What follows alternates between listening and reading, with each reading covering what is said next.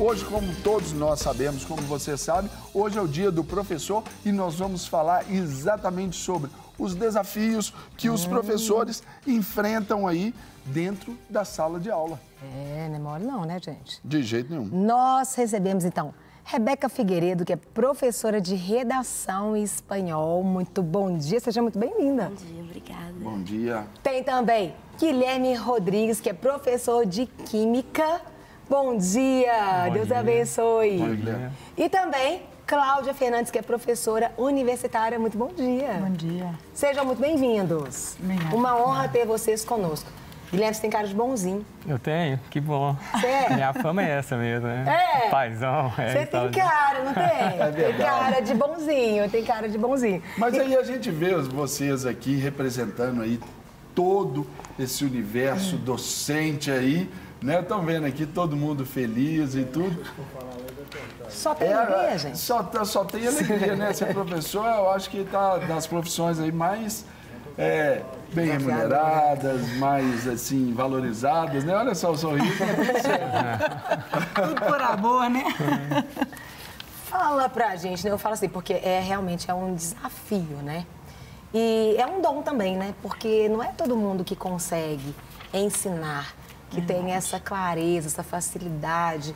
E é muito lindo, né? Você conseguir levar conhecimento para alguém que não tem.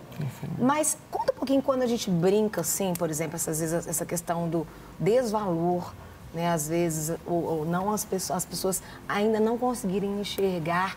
Como que vocês veem? Apesar de que quando a gente também traz vocês para cá é porque muitas coisas estão mudando, né? E a gente tem buscado realmente valorizar, né? Valorizar os professores, porque são essenciais. Como que vocês enxergam essa discrepância assim na realidade?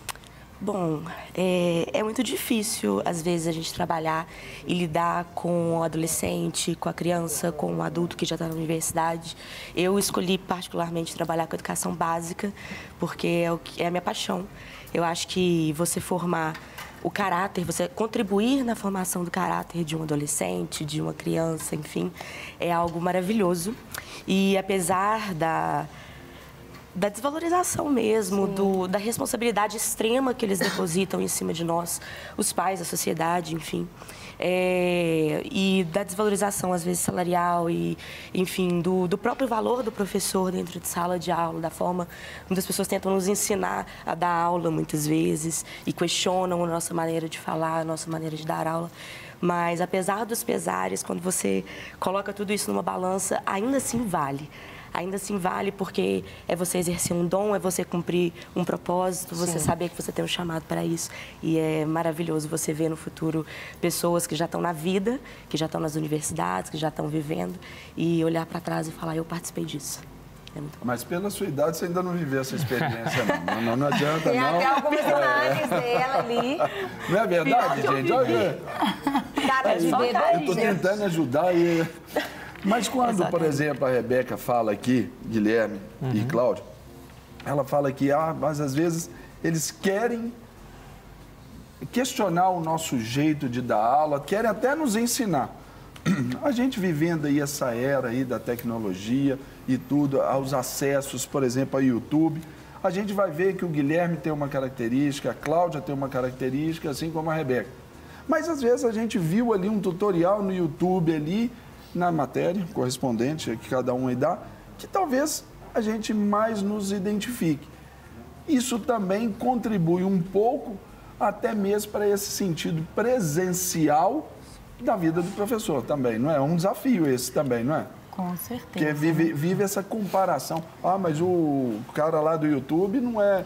Ele fala diferente do Guilherme. Como é que é isso? Sem dúvida. O contexto atual da educação mudou um pouco, né? Hoje em dia você tem muito mais recurso, muito mais acesso do que na minha época de estudante. A gente tinha muito em livros. Hoje em dia você tem teleaula, videoaula, tudo na internet, né? Então muda muito, o perfil do estudante mudou também. Então não adianta a gente, enquanto professor, querer implementar aquela forma que a gente vivenciou há 10, 15, 20 anos atrás, hoje, porque o público é diferente. Então, a gente tem que adaptar também para conseguir extrair do aluno o melhor que ele tem, porque o público é diferente mesmo. Não adianta você ficar com aquela cabeça de 20 anos atrás, né? Sim. Então tem que saber enxergar essa realidade. O professor, ele tem essa função também de saber com que público que ele está lidando para conseguir transmitir o conhecimento, que é a função do professor, né?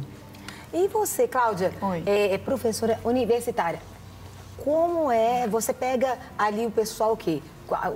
Nos primeiros períodos, depois, como que é esse processo aí? Na verdade, são várias nuances, porque é o seguinte, eu já fui professora da PUC durante 6 anos, atualmente sou da UniBH num projeto diferente para os idosos. Legal! E eu faço um trabalho também com os estudantes. Então, assim, atualmente eu dou aula na PUC com um projeto no curso de aperfeiçoamento. Então, não é aquela a professora universitária, assim, eu já trabalhei com vários alunos, desde o início do curso até o final do curso. Sim. Primeiros períodos e últimos períodos.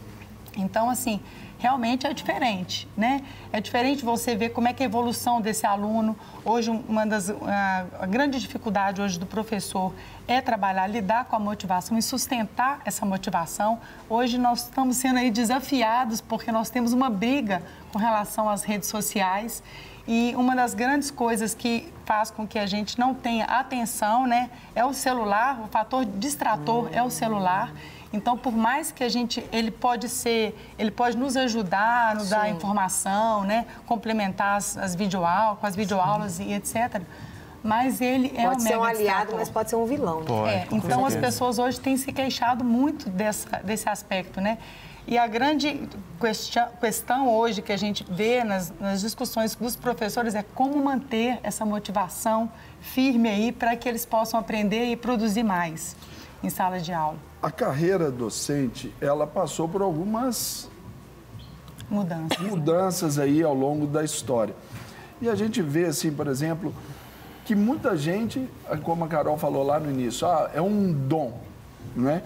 Mas muita gente ali no meio do percurso aí, até por questões econômicas, falaram, olha, vou fazer concurso para professor, para professora, e eu vou e entro, porque pelo menos ali eu vou estar garantido. Sim. Aí pensando só no salário, não é? Sim.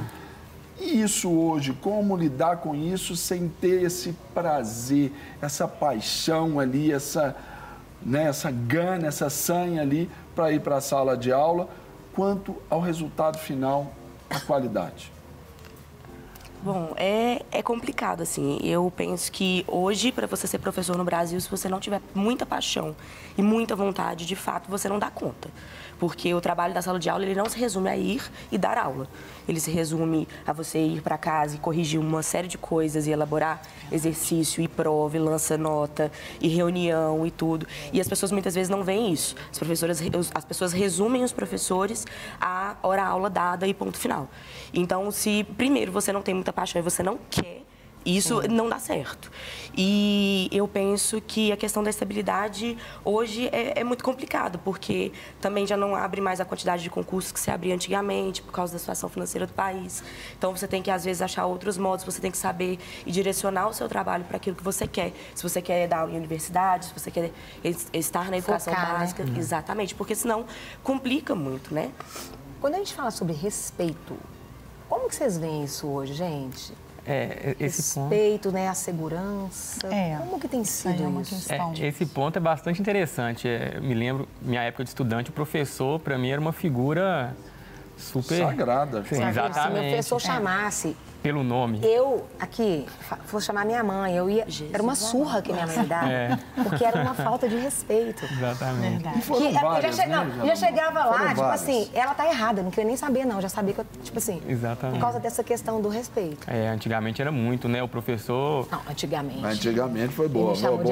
Não, mas eu... Me chamou de velha! Não, mas eu fui aluno há um pouco há tempo. Porque agora eu, enquanto professor... internos ali da região Diamantina, São João del Rei, ali onde Carol estudava. Ali. Mas como você observa isso? Hoje, eu, enquanto professor, até a forma com que o aluno direciona a palavra para você, você vê que é como se ele estivesse conversando com um colega às que ele vezes, conversa... agressivo, às vezes, tipo assim, não tem aquela...